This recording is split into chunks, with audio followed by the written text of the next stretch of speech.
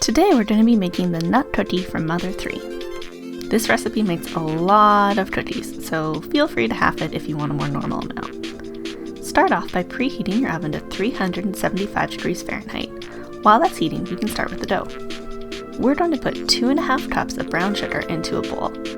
Then, we're going to combine it with 1 1/3 cup of margarine. That's a lot of sugar and margarine, so please let go of any misplaced notion you may have had about these cookies not being completely terrible for you. Next, we need to cream together the margarine and brown sugar.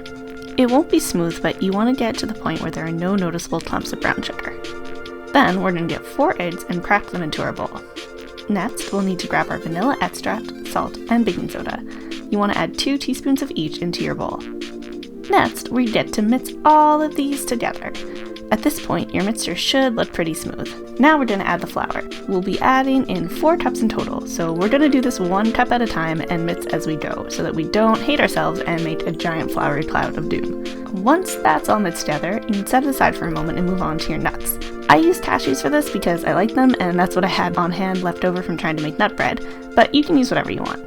I chose to break mine up because I didn't want ginormous pieces, and again, I didn't have that many left, but you do you. I would recommend using more nuts than this so that there's more to spread throughout the cookies and give them more delicious nutty flavor, but again, I was using what I had on hand, so, Ideally, you'd probably want somewhere between 3/4 of a cup and 1 cup of nuts. Once your nuts are all broken up, you can add them to your batter and mix it together. Now it's time for the real fun to begin. Use 2 teaspoons to plop your batter down on a lined baking sheet to make your cookies. I used about 1 teaspoon per cookie. Once you filled your sheet, pop those friendos in the oven and bake them for 10 minutes. When that timer goes off, time to take them out and put them on the counter to cool before transferring them to another container.